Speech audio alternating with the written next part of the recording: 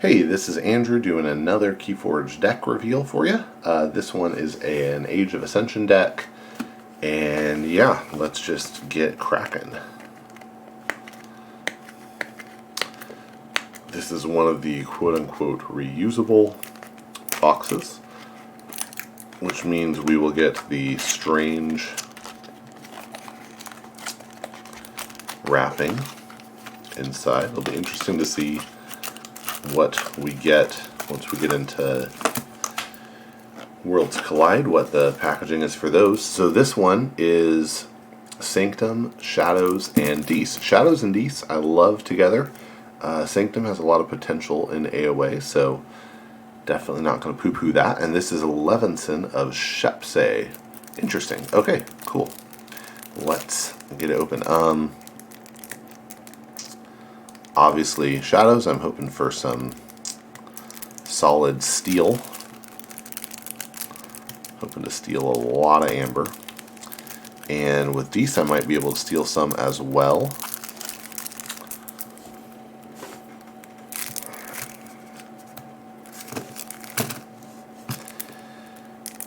As well as control my opponent in other ways. And in Sanctum, I'm hoping to get some board control, as well as, temporary amber control in the form of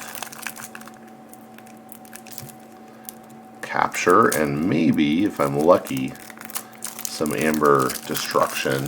Albeid is a good example of that, but Doorstep is still a card in AOA, so wouldn't mind getting that as well. Cool. So this is Levinson of Shepsei, and we start with the Dees. Alright, we have Amber Imp. 2-power Imp with Elusive. After creature reaps, stun it. Banish. Action with a bonus Amber. Put an enemy creature into your opponent's archives. 2 of those. Interesting. I'll be really happy if we get some Merkins in the Shadows. Charette. Okay, this is good. Good capture here in Dees. Charette, 4-power. Play it, capture 3. Very nice. Oh, Exhume. This I'm really excited to see with the Shadows. So we'll see what we get, but I have my fingers crossed. Exhume gives us an amber. We choose a creature in our discard pile. You can play that creature as if it belonged to the active house and was in your hand. Cool. Okay. Ooh, Lash of Broken Dreams. Solid card. Artifact. It exhausts to make keys cost +3 during your opponent's next turn. Not finished with you. Also great with Shadows. Gain an amber, shuffle any number of creatures from your discard pile into your deck. Charette's a good target. We'll see what else we get. Tesmal is okay. Okay, 2-power, Imp with Elusive, and when it reaps, you choose a house, and your opponent cannot choose that house as their active house on their next turn. Good, good control there. 2 of those. So if we have 2 of these out, it is as good as a Control the Weak that we can use over and over again. Now, is that likely to happen? No, but it could. So, who knows? That's a good setup. Not sad about it. Gungoozle, gain an amber, deal 3 damage to a creature. If it is not destroyed, its owner discards a random card from their hand. And then, lastly, Poltergeist. Gain an amber, use an artifact controlled by any player as if it were yours. Destroy that artifact. And then we have Soulkeeper, which is an upgrade. Yeah, that's it. It's an upgrade, and it gives the creature destroy the most powerful enemy creature. I wouldn't mind. I mean, we only have 3 creatures in Dees, so that's a low creature count for Dees. But I like all the cards I'm seeing. The Banish is probably like, 4 creatures. I forgot Amber. Poor Amber Imp. I mean, I'd love to put the Soulkeeper on any of the Tesmals or Charette. Poltergeist is great. Gungoozle's good. Not finished with you and Exhume. The Banishes are probably the thing I'm least excited about, but they're still good for getting a creature out of the way. And just 1, 2, 3, 4, 5, 6, 7 printed amber so far. I mean, that's great. So this seems good. All right. Let's look at Sanctum. We have Lion Boutram. It's a 4-power human knight with an armor. It has deploy, and its neighbors get +2 power.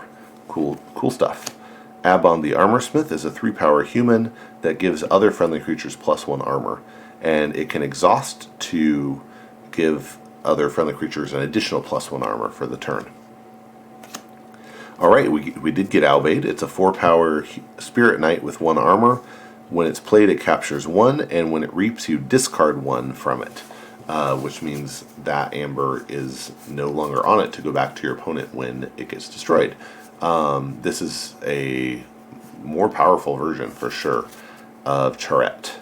So, yeah, very happy to see that. That's a great Exhume target, by the way.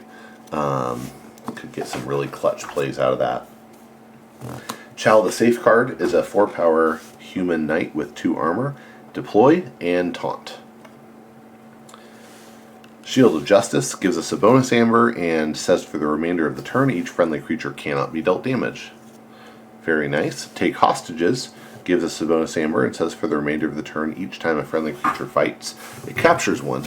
These two work really nicely together. You play both those and then you just go to town fighting. You hurt their board and you capture a ton. Great stuff. We got 2 of those. That's nice. Oh, Grey Rider. Awesome. Happy to see this. It's a 2-power human knight with deploy, and after it is played, after it fights, or after it reaps, you may ready and fight with a neighboring creature. That's a great Exhume target. Super happy about that. That's great. Okay. Oh, we have 2 of those. That's amazing. That's great. So good. You can imagine. So imagine this situation, right? You play Chal. You play Grey Rider. Chal readies. If it can't fight, you can reap with it. You play this second Grey Rider. It readies this Grey Rider. This Grey Rider reaps. So you've played, reaped. This one readies and reaps. This one readies and reaps. That's 5. This one readies and reaps. This one readies but can't reap. So you end up getting a few amber out of that. What? I think 1, 2, 3. I think 5 amber out of that. Don't quote me. Okay. So yeah, that's great. I love seeing that. I think this might be my first deck with double Grey Rider. I'm very happy. Gormavam, great. This is more artifact control here. It's an artifact that has Omni. You sacrifice it and you destroy an artifact. That's great. I mean, between that and Poltergeist, we have a couple of very good ways of preventing our opponent from keeping an artifact on the board. We have Hadroth's Wall, which is a location that gives an artifact which gives each friendly flank creature +2 power. That's great. Happy to see that. Vimos Lightbringer is a 6-power angel spirit. When it's played, it destroys each elusive creature. Okay, that's interesting. We didn't get any elusives in Sanctum, but we do have the Tesmals and the Amber Imp, which are elusive, so have to watch out for that. In a pinch, this is a great card. If it's not the right move, you can just discard it. It's not the end of the world. All right. So I feel like that's a great Sanctum spread, and it works well with the Dees cards. So, really nice setup there. All right, let's check out the Shadows setup here. And this is not the first thing I wanted to see, Bad Penny.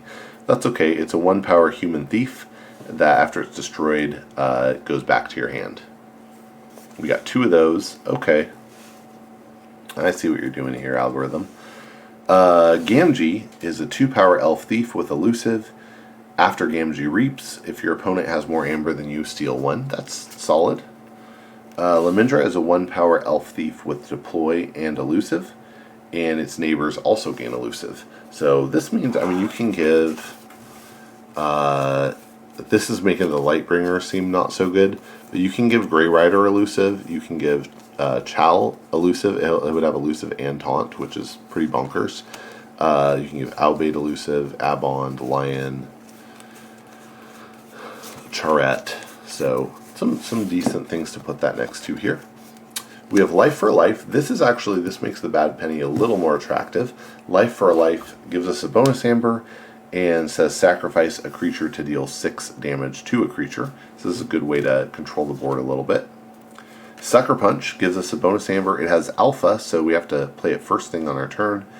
Deals 2 damage to an enemy creature, and if that creature is destroyed by this effect, we archive Sucker Punch. Okay, that's nice. And I think this is going to be the only card with alpha in this whole deck, so there's no like weird conflicts going on there. That's nice. Umbra is a 2-power elf thief with skirmish, and when it fights, you steal 1. That's very nice. Really nice if you can get this next to a Grey Rider. Really cool stuff can happen there. 2 Umbras. Awesome. 3 Umbras. Okay. That's great. I don't mind having 3 Umbras. It's a great card. Whistling Darts gives us a bonus amber and deals 1 damage to each enemy creature. Very nice. Dusk Runner is an upgrade that gives a creature reap, steal 1 amber. That's very nice. Just imagine having that on, like, let's just say the Albade, right? That's great. But imagine having it on a Tesmal, and having 2 Tesmals out. You could just really shut your opponent down. The one thing you have to be careful of throwing Dusk Runner on anything is suddenly that thing becomes very attractive for your opponent to kill. So I would almost rather put it on something like the Vimos Lightbringer, where at that point it's big, it has no other reap ability, and my opponent is going to have to work to deal with it and not knock out another effect. And then lastly, we have Rigged Lottery, which is an action that gives us an amber bonus amber, and it says each player discards the top 5 cards of their deck. For each Shadows card discarded, its owner gains 1 amber. And you have control over whether you play this, if it's the right time to play it. If your opponent has Shadows, you might not want to do this, depending on how many Shadows cards are already in their discard pile and board. If they don't have Shadows, then I guess you might as well do this, unless you're like on your last 5 to 10 cards, know what they are and don't want to discard them. But I think it's pretty good. The 3 Umbras, that's interesting here, and I think it could be really good with the 2 Grey Riders. There's a lot of potential I see here with that stuff and the all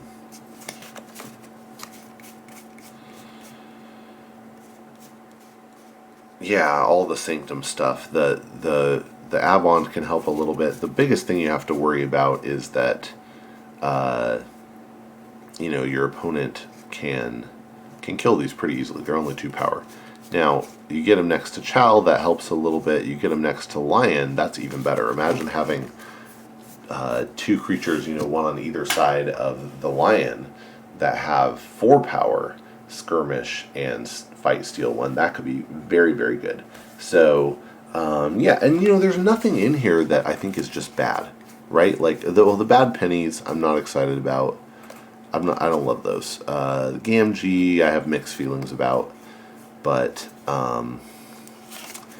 everything else in here, I think, is actually working towards something that could be really interesting and very good. So when I saw the Exhume, I guess I was hoping for something a little more along the lines of like a Ronnie Wristclocks.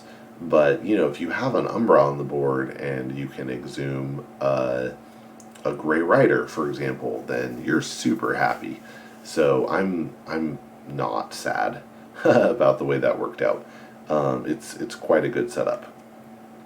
So anyway, that's it. That is Levinson of Shepsey, and I think this one has quite a lot of potential. I'm excited to get out and try this one and see what I can do with it.